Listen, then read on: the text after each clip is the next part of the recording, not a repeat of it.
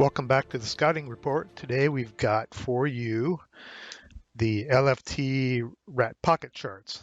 And in front of me I've got the second edition plus version on the top. On the bottom here is the new third edition, which integrated in Forgotten War information along with World War II. One thing you might notice about the two charts I have here are access to the tabs at the bottom. Let me scoot that up here. What I do with my charts is I zip off basically the hem on the front page that hangs down, so I have easy access to each part of the rat chart. Something you might want to consider. I find it very handy to zip those off. So just looking at the front cover, you see that there are quite a few more tabs on the version 3 here on the bottom, as opposed to the second edition plus. They've added a lot more information. Second edition plus has 36 pages of information, and the third edition has 52 pages of information. So let me jump right into the third edition and see what's contained in the new version. One thing I should mention is, and the question gets asked on quite a few forums and on the Facebook group, are these charts worth getting? The resounding answer, in my opinion, is yes. The new version runs $40 plus or minus, depending on which version you get. There are 3 versions, if I remember correctly. There is a non-laminated version. None of the pages are laminated.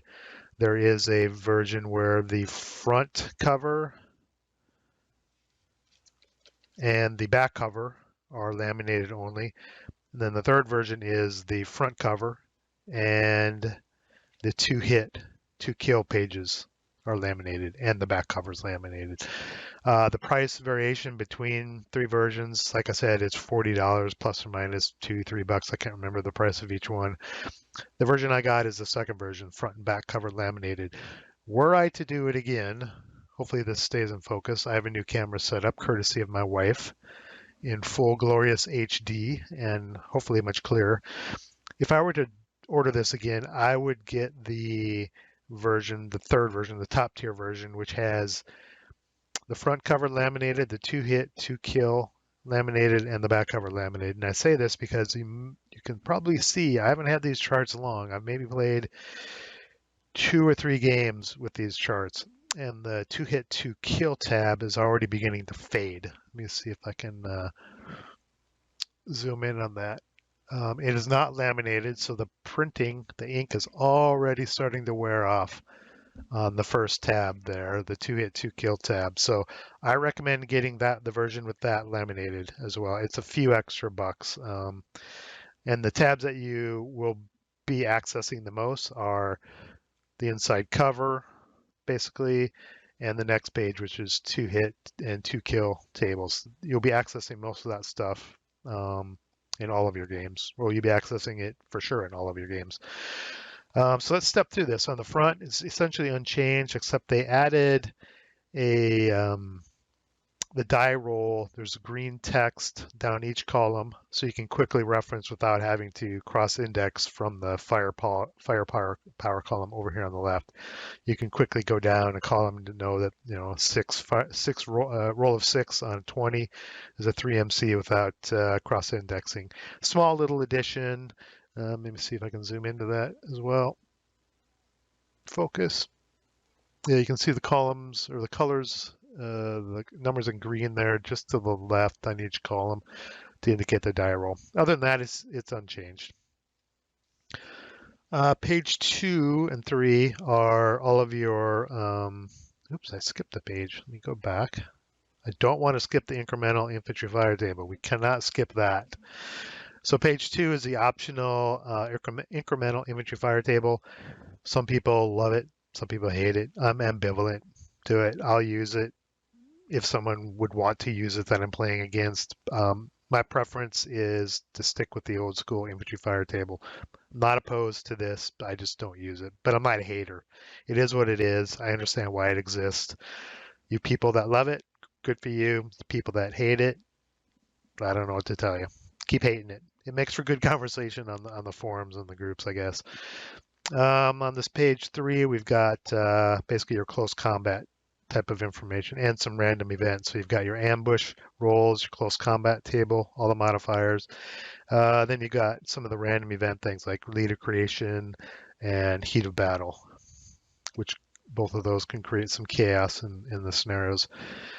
This blue page is basically the other part of the rules, or sorry, the charts that you will be accessing quite frequently is the 2-hit tables and modifiers and your 4-2 kill tables. So you've got your 2-hit tables and then the basic 2-hit number modifications for gun type and type of ammunition you're using, or for barrel type and ammunition you're using. You got fire-based hit determination die roll and target-based. Then over on the right, you have your armor piercing 2-kill table, heat 2-kill table, APCR/APDS 2-kill table, heat, HE and flame, then your AFE destruction table, depending on what type of ordnance you're using and the die roll, your final die roll that you get. And then there's some miscellaneous things on here on when do critical hits occur and improbable hits. So all your armor type of information is on this tab. Let's see, page 6 is your classic concealment loss gain table. This will probably be used nearly every scenario as well. Page 7, sniper attack, die roll 1 and 2, what occurs, summary of what occurs, what you need to do for a sniper check, searching die roll modifiers and the die roll needed, concealment die roll modifier. If you're in this area of the, I think it's in this area. If you're K or I, yeah, I. So concealment is gained only if a unit is in good order and first makes a final concealment die roll. 12.122. Then over here on the right, we have basically a portage point breakdown. So depending on the number of portage points a particular unit is carrying, this is basically how many movement factors they get. So single multi-man counter or multi-man counter with a hero carrying this many portage points, you have 3 movement factors essentially. Just a cross reference that summarizes that. Page 8. Molotov cocktail sewer by SSR only. Page 9 is support weapon usage chart. What type of units can use what type of support weapons and what restrictions they may have. Offboard artillery firepower chart breaks down gun caliber size with different types of HE. If you get a critical hit, harassing fire, barrage, and naval offboard artillery. And then this handy table here, what constitutes control of a location, a hex, or a building, and what you need to gain control. Summary of that. Page 10 and forward for quite a few pages are the national capabilities chart. You've got your Germans, your Finns. I believe these are Spanish, probably from the Spanish Civil War. Maybe this is from a third party, some third-party products, maybe critical hit products. I'm not sure. To my knowledge, there are no Spanish counters in official Avalon Hill /MMP products. I could be wrong. I may be missing something, but I believe these are for third-party considerations. Here are all the versions of the Italians, Axis Minor, Hungarian Axis Minor specifically, Allied Minor. Now the Allied Minor color for this row appears almost exactly the same color as Axis Minor. It should be a lighter color. It's ever so slightly lighter than this green, but this is actually the Allied Minor. That should be a lighter green in my opinion. Japanese national capabilities, Chinese, World War II American. They've divided it from Korean American, which comes later. So you've got your regular army, Marine Corps, then Russian, and then the lonely one line for the partisans all by themselves, which can represent nearly any nationality during World War II. British and Commonwealth, all the versions of the French. This got a big update since the new Croix de Guerre 2 module came out, the update. And that's it. Oh, the Forgotten War national capabilities are in that section here in the back. They're not included in the World War II section here at the front. Here's your ETO terrain charts. Your terrain, whether it's a line of sight obstacle or hindrance, and then terrain effect modifier, and then all the movement factors or movement point costs depending on what type of unit you are, infantry, armored car, half-track, whatever. And then the notes associated with that type of terrain for the ETO. And here's some more. There's basically three pages of all your ETO terrain. And here's some die roll summaries. So original 12s, original doubles, original 11s, original snake eyes, and entrenching die roll modifiers.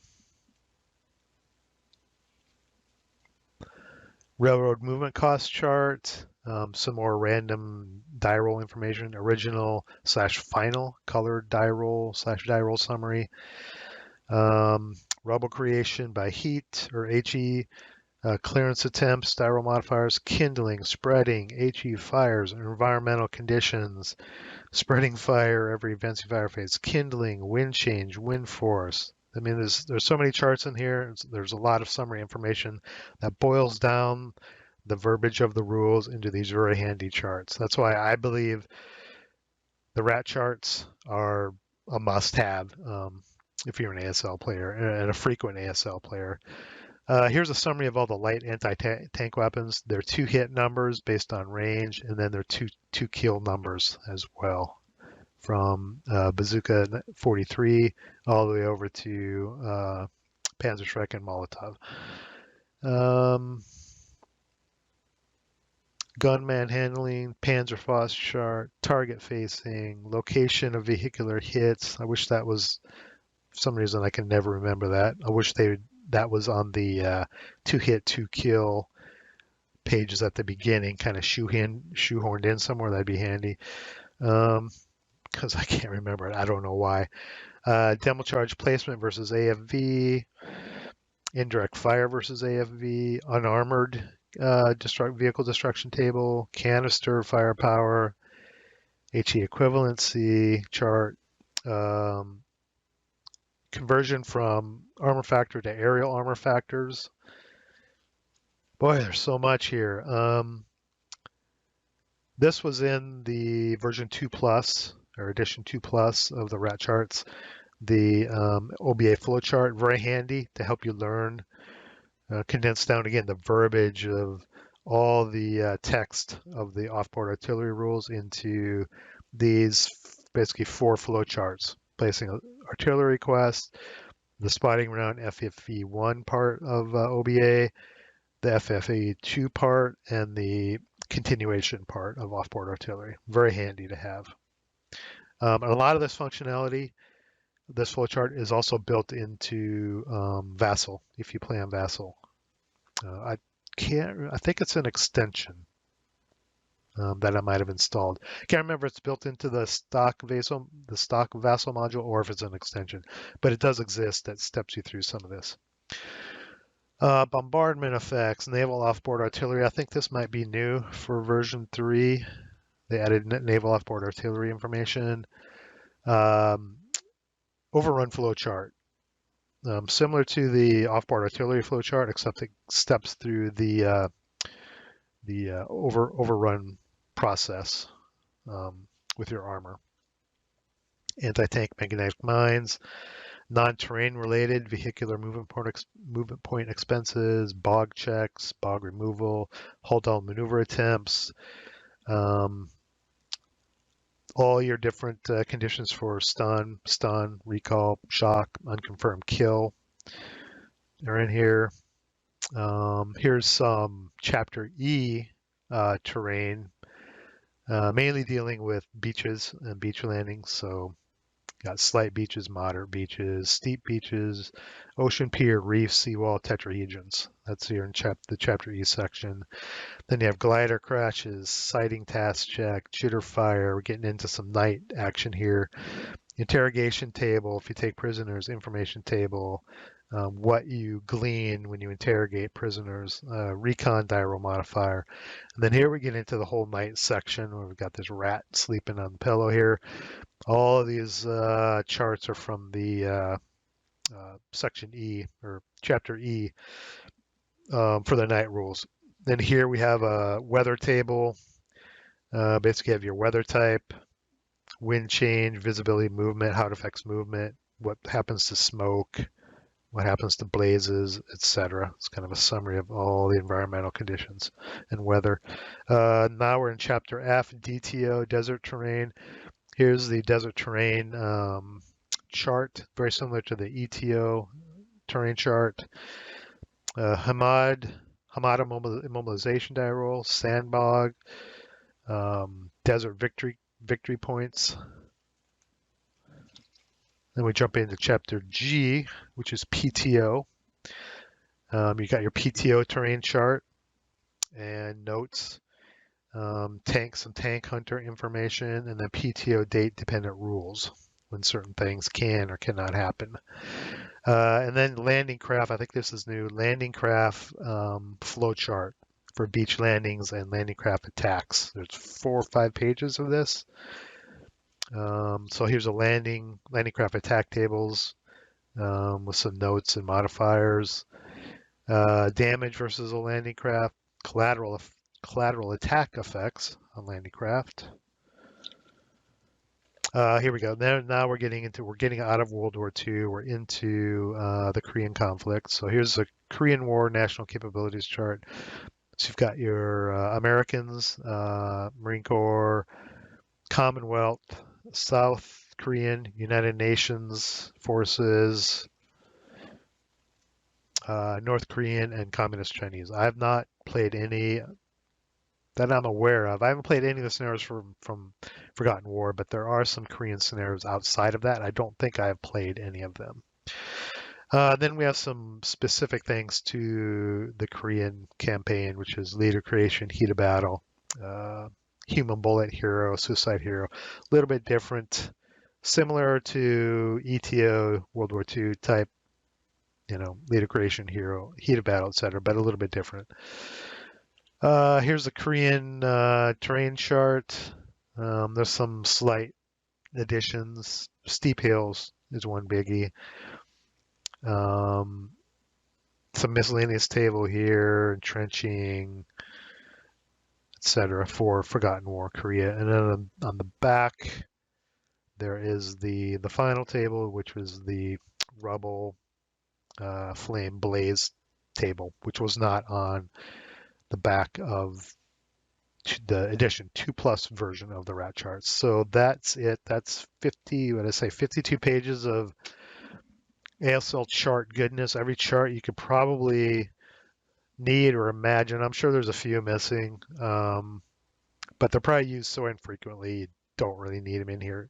And then to be honest, some of these are used so infrequently you probably won't be referring to them very often. You'll be spending most of your life probably in the first 10 pages, 10, 12 pages. You might dig into nationality capabilities a little bit, and the ETO terrain. So you probably be living mostly in the first 18 pages, and probably 90% of your time in the first 6 pages with the concealment table. Is it worth it? Like I said in the beginning of the video, most definitely. $40, you cannot go wrong. The price of entry for ASL has probably never been cheaper from a certain perspective. That being, for $40 or for about $100, you can get the Rat Charts, and the Pocket ASL rulebook. And that's all you need to get rolling on, at least on VASL. You need somebody else that has scenarios that can set them up and you can play together. But as far as getting the system, all you need is $100. Pocket rulebook and Pocket Charts. And then when the Chapter H comes out in pocketbook format, that's about all you would literally need to play almost any scenario in ASL, at least on VASL. If you're a face-to-face player, you'll still need the modules, and the price of entry for that is pretty high. But if there's anyone interested in looking at the ASL system, my recommendation is get the Rat Pocket Charts, get the Pocket Rulebook, find a buddy on VASL, and just go for it. And if you find that you love the system and you think it's the greatest World War II simulation game on the market, which it is, of course, then go for it. Then you can start investing in modules and getting into it that way. But yeah, I know people complain a lot about the prices of things. $100 isn't too bad today to get into a system and at least check it out. There's also the starter kit route as well. You could go that way. But if you want to jump into ASL, charts, pocketbook, and you're good to go. We're at 21 minutes. That's probably good enough for now. That's it for this scouting report. I'm not sure what I'm going to do next. I have a lot of aftermarket modules I may just run through real quick and do summaries of. But until then, roll low. Let's see if I can do it. 7. No, I got rate of fire though. 7.